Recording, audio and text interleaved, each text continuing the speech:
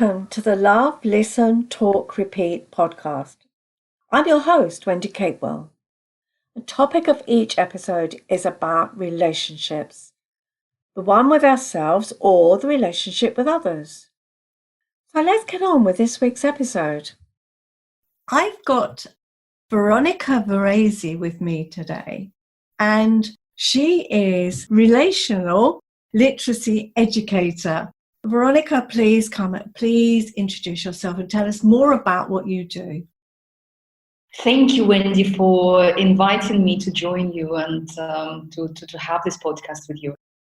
As you mentioned, I'm an educator, and my passion is to teach people relational skills and communication skills. I focus a lot on gender communications.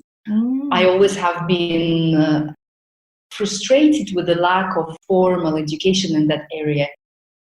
We do learn about relationships from growing up in our families, observing how our parents interact, from talking to friends and so on. But as you know, there's a science behind a relationship, and it's a science and the art. And that's where I come in. I run workshops and seminars and training on gender communication and relational literacy. That sounds really great. I think we could all do that. I think a lot of people find it hard to communicate effectively. And I think some people listen to repeat, whereas others it's better to listen to respond rather than listening to hear. And I think that's a big problem, because we don't really hear what the other person is saying, and it leads to all kinds of miscommunications. It is. And what I find as I started to deal with a lot of help people with the relational problems, what I've observed and realized that a lot of problems that people experience when they relate to opposite sex, it's not because they are failure in a relationship, or maybe not because their partner deliberately overreacting, or it's just purely because we truly underestimate the major differences that we have in the language between men and women. And it's not just the language that we use, it's the patterns of our talk, it's the reasons for communication between the genders. And if we can learn each other language, I call it genderlect. It's because men and women speak different languages, even though we think we speak the same language. And if we learn how to understand each other's language, that could eliminate a lot of relational problems. Okay. So can you give a simple example of the difference? Yeah, well, there's quite a lot of difference. But if I look at let's say, three major differences that I can pinpoint immediately firstly is women use men and women use language. So women use language to connect and to reinforce intimacy, to communicate. And men tend to use language to really preserve their status and independence, or reinforce their status and independence in society. So these are completely two different reasons for communicating. And when I say men and women, I don't want to, because there are no absolute values. I don't want people to think of it as a concrete rules. Of course, there are exceptions. But the research shows again and again that majority of men tend to use the language to preserve the status and independence, and majority of women are concerned about making connection and reinforce the intimacy. So how does it manifest in a day-to-day life?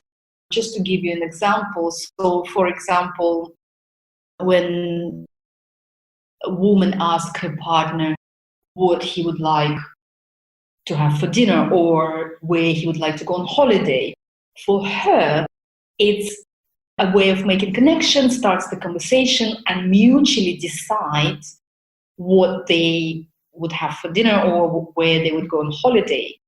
for him, he doesn't view it as a negotiation, or he doesn't view it as a I'm connecting with you to make this mutual decision. For him, he interprets it as she's asking him to make a decision for her.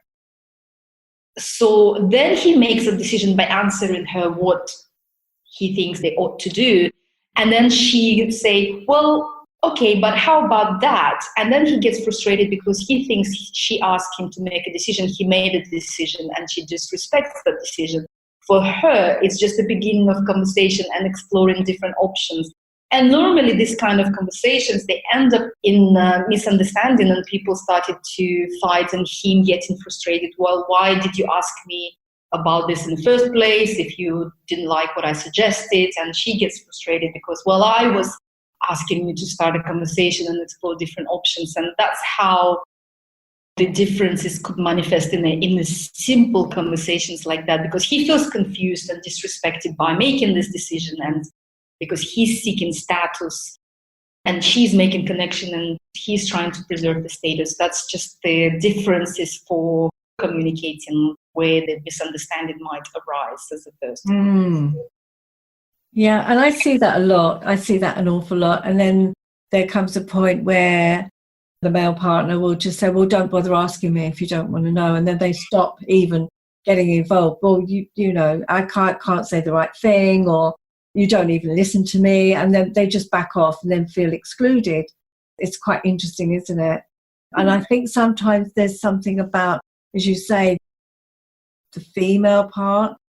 She wants to make that connection. That makes her feel that communication is about being connected together.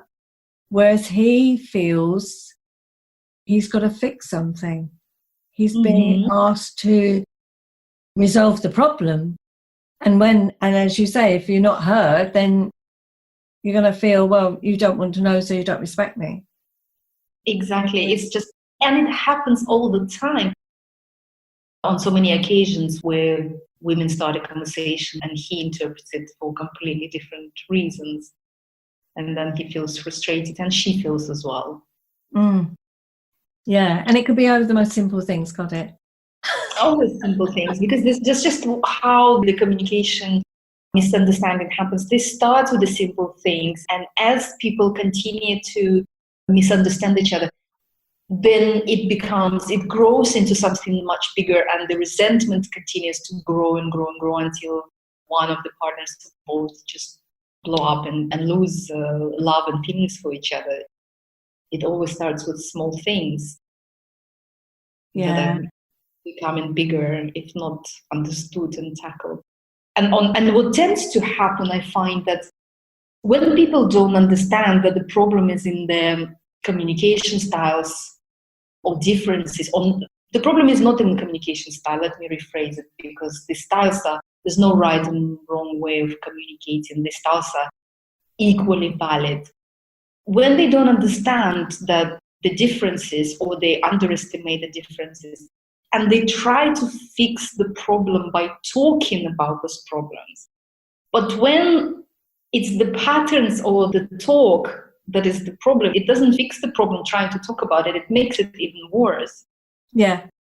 Yes, because they've got into that cycle and each one is defending their corner, and therefore they feel attacked if one person says something, the other one feels attacked. And so by feeling attacked, you want to defend yourself, and then you kind of lash out or justify yourself, and then it just gets worse, doesn't it? Exactly. Yeah. So it's just important to know the differences, and there are quite a few differences. I mentioned reasons for communicating. I mentioned seeking connection and intimacy versus seeking status or preserving the status, like making decisions, being respected for making decisions. One other area that is also very important, or another difference, is intimacy versus independence.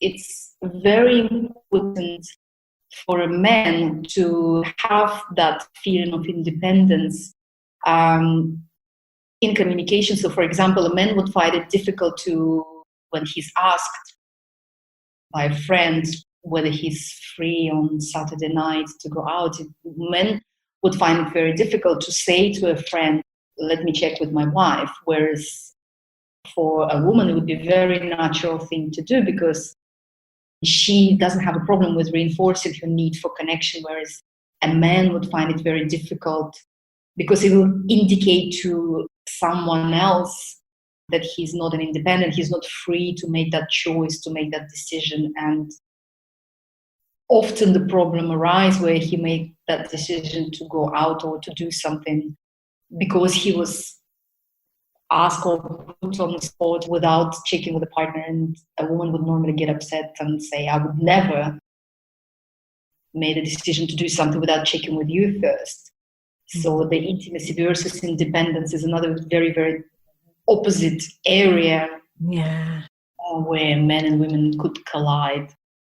Yeah, definitely. And I think I hear if men are trying to justify or that they're checking with their wives, instead of saying, oh, I'll just check, they'll kind of put it in such a demeaning way as, oh, I need to check with her indoors, or she who must be obeyed, or make a joke of it. And it's a kind of a double negative in a way, isn't it? Because they're making it appear that she wears the trousers and he's in a lesser position, whereas actually, it's the resentment that's showing forward in a way, isn't it? Yeah, because it puts him, because for men, they communicate to preserve their status when it puts him in a lower status and puts him as being not an independent and free human being. Those are very, very crucial values for any man, the independence, the status, the freedom. So it's whereas for women it's just so natural, because if you communicate for intimacy and for connection, again, it's very natural to check how the other person would feel, how my decision going to impact somebody else's feelings. So that is definitely a huge difference, and again, a cause of a lot of conflicts and misunderstanding. Definitely. That is very much so. I agree with you. And you can see that sometimes I think with the changing society as well, that men, where they knew their place several generations ago, they were the hunter-gatherer in basic terms, keeping the roof over the head of the family's head, and the wife was the nurturer and so on. I'm not knocking the fact that women empowerment, I'm all for that. It's not about that. But men have felt, I think they've just felt quite emasculated by this whole situation and not knowing where they fit in society or in relationships at times. Well, that is a huge issue. I think and again, I'm absolutely the same. I'm very much up for the human rights and women empowerment, and I do a lot of work in that area, empowering women to achieve things in a society. But when it goes too far, and when gender equality is actually moving towards gender neutrality, and we start to completely overlook the differences or start to ignore the difference and the different needs that we have in the relationships and different communication styles, when we start to consider two genders as the same, it's a huge can of worms as well, but it's a huge mistake when women and men start to disregard the roles in relationships, different but equally valid roles and different but equally valid styles. We have huge relational problems, both in the workplace and in the families. Mm. And how do you think that comes out in communication or the miscommunication? When we disregard each other's styles, we feel disconnected, because, and it's also, it creates, first of all, it creates conflict, because when, for example, men we need a polarity in a relationship in order for men and women complementing each other, not competing with each other. So, for example, women are more expressing themselves as their feelings and what they feel, and men are more thinkers. So when they start to when the women become more masculine in order to fit in a more masculine role, or men become more feminine in order because they've been criticized for their femininity, and both of them start to, so for example, it works when she expresses her feelings and he cherishes her feelings, and he expresses his thoughts and she respects his thoughts. When when women adopt masculine style of communicating and starts to say, well, he say I think and she says I think, that creates competition, not complementing in communication style. And the same for when she feels and he feels, again, that doesn't create that polarity that is needed, that the opposites that needed to complement in a relationship. So I would say that it's very important to empower both genders in our societies to be the best they can and to achieve the greatest heights, without forgetting the gender differences in communications, because there are and we can't deny them. And it's more dangerous to deny them than to actually bring them up, talk about them, educate about them, and get the best out of two different styles. Yeah, I think I agree with you that it creates conflict, and I think it ends up as a battleground instead of being a team and a partnership. And that's so sad when you see that happening. Yes, and it does happen a lot. It does happen a lot, far too often, really, because it's protecting ourselves, I guess. There's a lot of that, but then not, as you say, people need educating about the differences in communication, and which is what I think you're spreading the word and doing a great job with. So yeah, I think it's a really good thing for people to hear it and understand it a bit more as to what's going on. Yeah, I think that what I do, it's not necessarily groundbreaking. I think deep inside people know that it's different and they have experienced those differences. I think my role is raise awareness about the depth of those differences, because people just sometimes think it's only on the surface. It's not. It's quite deep. It's not just how we communicate, how we hear the messages, but the reason for communicating. How often women complain that he doesn't talk to me, or I can see him talking at work, or when we are at the party and with the friends, when we come home, he doesn't say a word. I can't even get a sentence out of him. And it's just, again, because of the differences, because men communicate to share the information and reinforce the status. When he's at home with a wife that he knows well and he trusts and he feels safe, there's no reason for him to reinforce his status with his wife. And if he doesn't have a particular information to share, he's not going to be communicating. Whereas for her, communicating with her husband is just re-establishing that intimacy and connection that she has with him when she doesn't talk, or he doesn't talk to her. She feels disconnected, and that's again major reason for women being frustrated in the relationship. She doesn't feel heard.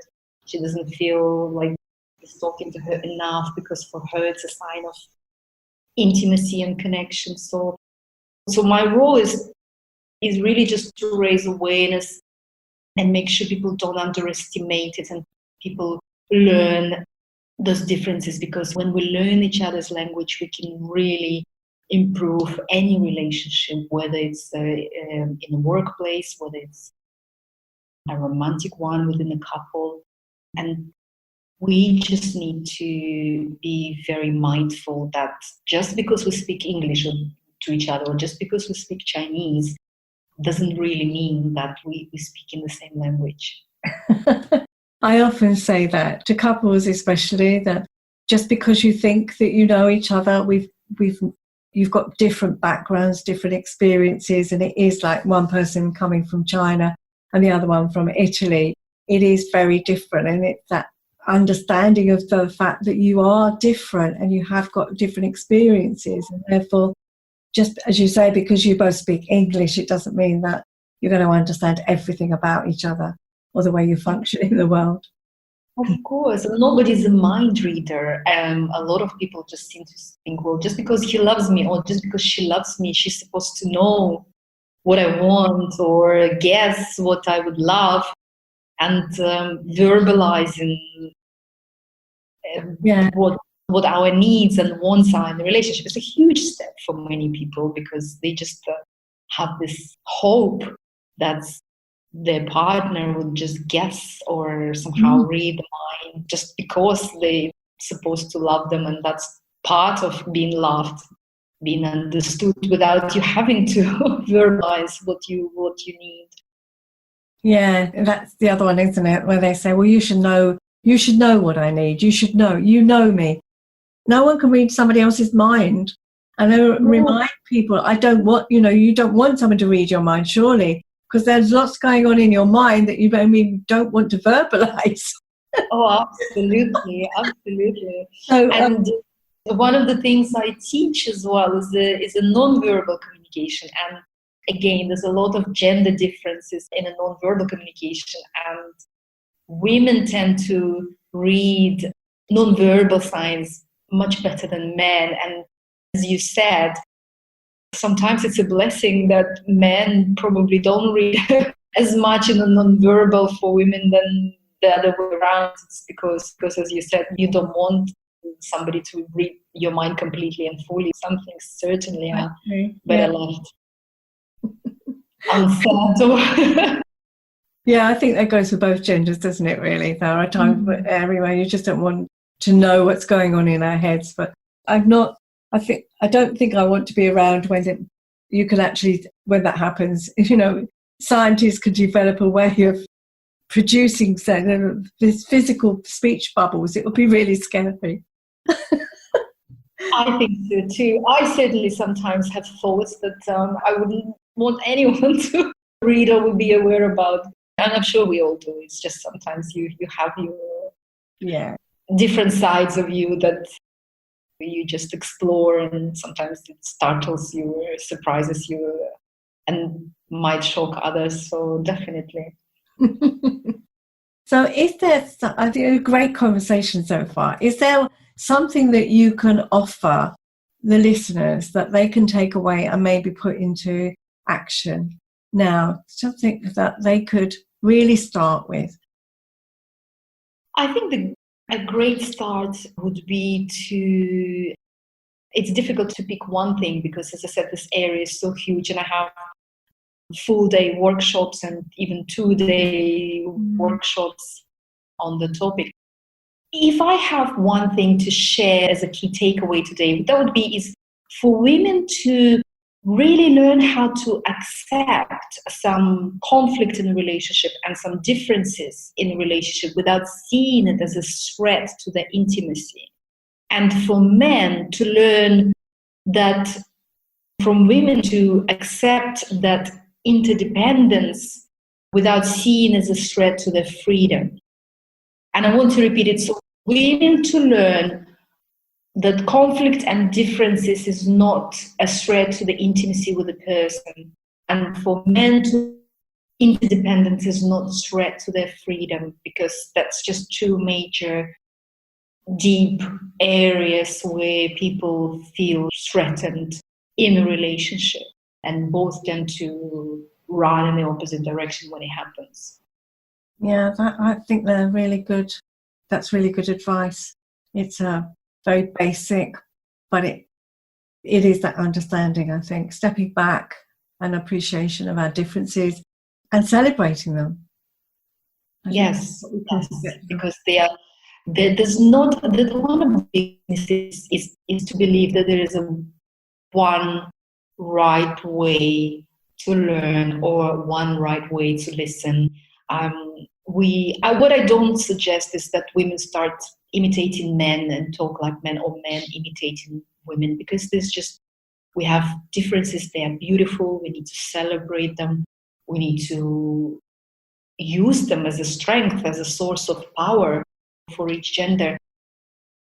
The only thing that needs to happen for really good understanding and a really good relational happiness is just understanding that there are differences and hearing them as such, not interpreted in our own language, but actually translating it from theirs to ours.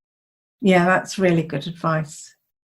So thank you. I've really enjoyed our conversation today, and I hope that the listeners have enjoyed it. How can people get in touch with you, Veronica? They can get in touch with me via my Facebook page at a Relationship School, as well as on Instagram and Okay. I'll put all the details in the show notes, but if the easiest way is the Relationship School on Facebook. Yes. Okay. And then, as I say, I'll put all the other details in there. It's just if somebody wants a quick way of contacting you and they haven't got a pen handy, or they're listening to this podcast on the go, it's nice and easy to remember. Yes, it's very easy to remember Relationship School because because they could find all the information on my page. They can book one-on-one coaching with me. They can register for my next workshop, which is in London on the 4th of April. And it's really, really easy to get hold of me. That's brilliant. Thank you so much today. I've really enjoyed our conversation. And thank you so much for being a guest. Thank you for inviting me, Wendy. You're welcome. Bye-bye now. Bye-bye. I hope you enjoyed this episode. If you'd like to know more about me, go to my website, wendycapewell.co.uk, where you can find out about my services and how to contact me. Until next time, bye!